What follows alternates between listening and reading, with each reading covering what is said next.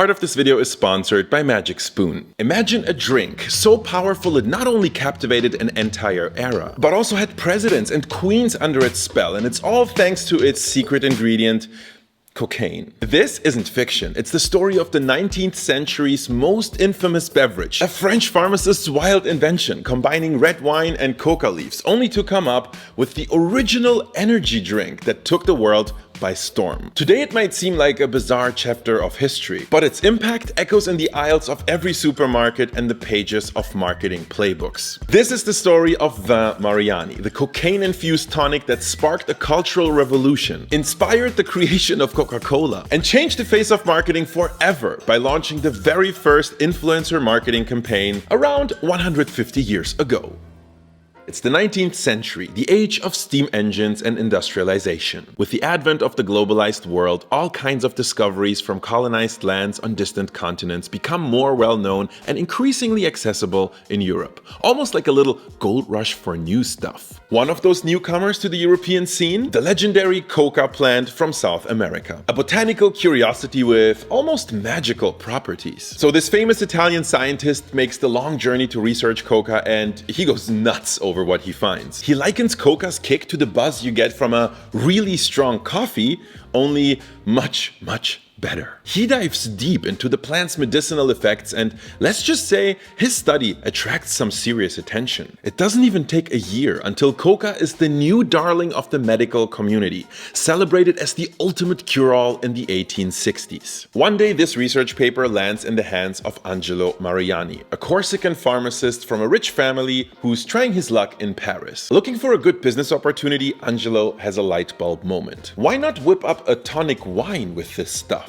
And if you're wondering what on earth a tonic wine is, think of it as the ancient answer to Red Bull. We're talking about an idea that dates back to at least the Greeks and Romans, who would infuse wine with medicinal herbs and spices. Those mixes were celebrated not just for their taste, but more so for their supposed health benefits. Angelo's idea is simple. He wants to create a tonic wine unlike any other by combining it with the energizing punch of coca leaves. Look, I know how ridiculous this idea sounds today, but let's cut our guy some slack. He did not have the full scoop on cocaine as we do in 2024. Angelo just wanted to have some fun, and fun he would have. You see, what he also didn't know is that mixing cocaine and alcohol metabolizes into a new psychoactive ingredient through your liver, which makes for an even more euphoric and potent buzz. So yeah, he tries his new mix, and let's just say he quickly realizes he's onto something here. Angelo gets to work and starts up production, spiking Bordeaux wine with coca leaves,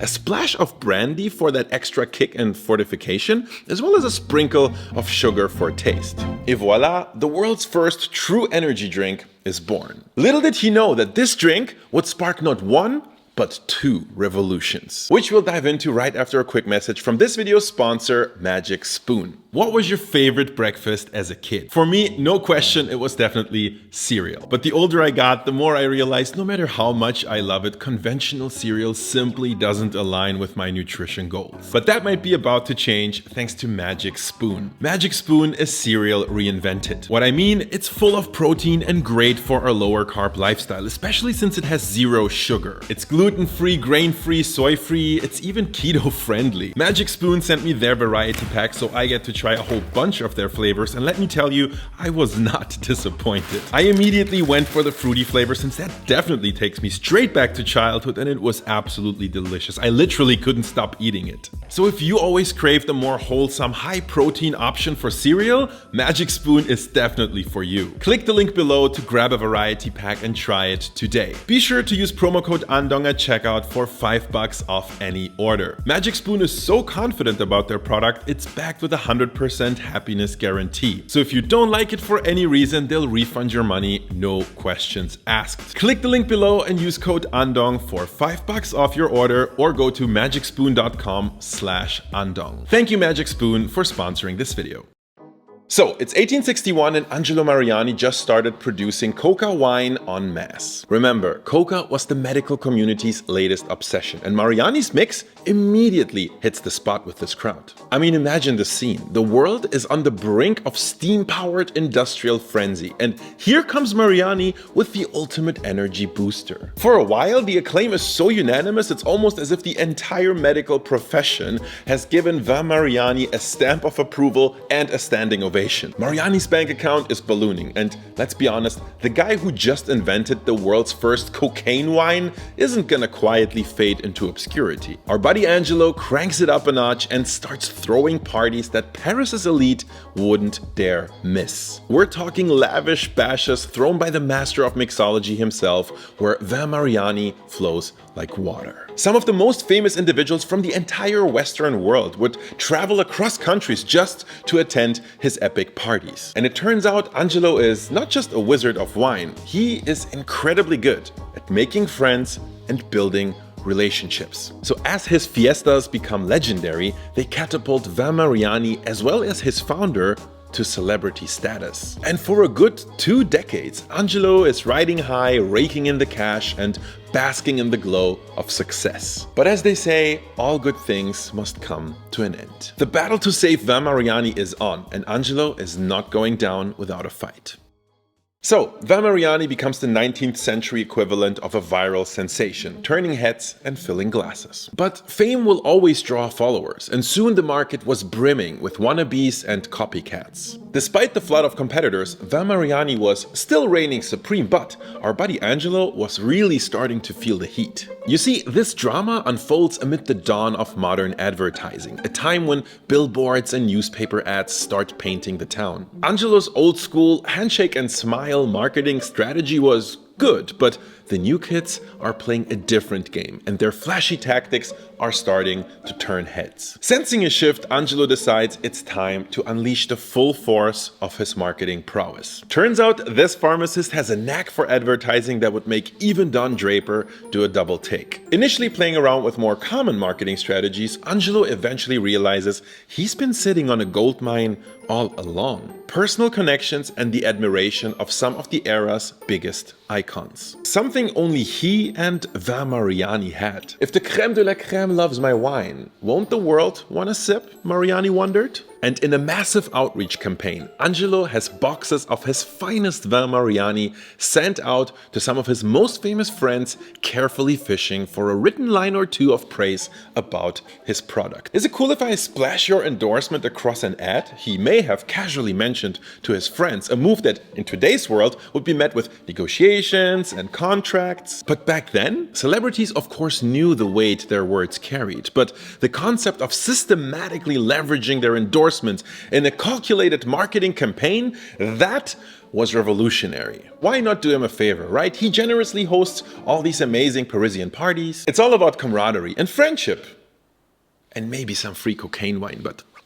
And the success of Angelo's strategy was staggering. As his marketing manager back then said in an interview, "We have over 4,000 portraits with autograph letters of celebrities to draw from, with the royal families of England and Russia at the head of the list. From the greatest living artists and sculptors of the world, we have received unsolicited as personal endorsement more than 160 original sketches. It is hardly possible, I think, to conceive of more interesting matter to run a marketing campaign." In other words, they just struck marketing gold. An advertiser's dream. Now you might wonder, who were those people publicly endorsing cocaine wine? Think Thomas Edison, Jules Verne, Queen Victoria, US President Ulysses Grant, and not one, but actually 2 popes. I'm telling you, Mariani was a very well-connected man. The stigma we associate with cocaine these days was non-existent. These endorsements were worn as badges of honor. This collection of testimonials wasn't just for show. Angelo went all in, plastering newspapers and magazines across the world with these golden letters. And check this out, these are actually original prints from the 19th century from that very campaign. Turns out, if you look hard enough, you can still buy a little piece of marketing history online. Mariani also commissioned famous artists to come up with flashy advertisements like this one, which in today's world we would just call a brand collaborating with a creator. Except we're still in the late 1800s here, which blows my mind. But the actual cherry on top is that Angelo's marketing brilliance transformed these celebrity endorsement campaigns into actual cultural phenomena. Fans began collecting Van Mariani testimonials, prompting Angelo to publish lavish, expensive collector's albums and sell the stunning artwork he received as posters. Let me once more quote his marketing manager: "I don't think that it's possible to reach very much higher in the art of advertising than to be able to sell your own advertisements." Angelo Mariani didn't just create a product. He crafted a cultural icon, blurring the lines between art and advertising in a way that was at least a century ahead of his time. And just as I thought, wow, this is already a pretty good story, guys, the tale of Van Mariani is about to take an even more astonishing twist. This isn't just the story of the world's buzziest beverage, it's actually the opening scene to an entire industry revolution. Let's rewind to those Van Mariani copycats we mentioned earlier. Among them was a little-known chemist from Georgia, USA named John Pemberton. He wanted to be a little more creative than simply producing a knockoff, so he decided to throw some cola nut extract into the mix, which would add a whole bunch of caffeine. And for the record, yes, we are now talking about caffeinated cocaine wine. Those were the good days. While Van Mariani enjoyed its global spotlight, Pemberton carved out his own niche in the market with this potent brew. Both were having a good ride, but as we all know, every party must come to an end. Enter the temperance movement in the United States, a growing force in society worried over the nation's health, morality, and social order. This movement was on a downright crusade to outlaw alcohol, eventually succeeding and leading to Prohibition, a nationwide ban on booze in the United States lasting over a decade. So as the 20th century dawned, it was clear alcohol's days were numbered in the United States. And to make matters worse, the health hazards of cocaine began to come to light. Not exactly great news for our friends Angelo Mariani and John Pemberton. Mariani battled against these legal and societal changes up until his death in 1914, which actually happens to be the year cocaine was banned in the United States. It didn't even matter that much, to be honest. Cocaine had already gone out of fashion by then, and with that, Van Mariani quietly disappeared from the shelves. But our other friend, Mr. Pemberton, well, he hadn't made his fortune yet, so he was looking for a new, future-proof recipe. Decades before Prohibition is even enforced, he ditches the alcohol and then eventually the cocaine, but not before branding his creation Coca-Cola. In a stroke of marketing genius, Pemberton positions Coca-Cola as the temperance drink, aligning perfectly with the times. I guess you have a pretty good idea of what happens next. Coca-Cola didn't just survive, it thrived, becoming the most iconic soft drink in the world and paving the way for the energy drinks that line shelves today. So next time you're grabbing a Monster, a Red Bull, or you're scrolling through Instagram where all these influencers are recommending such drinks, remember it all began with a crazy visionary who back in the 19th century thought cocaine wine and celebrity endorsements were the future. If you enjoy videos like this, you should watch my story on the untold history of salmon sushi or discover how Germany actually invented Vietnamese coffee. What?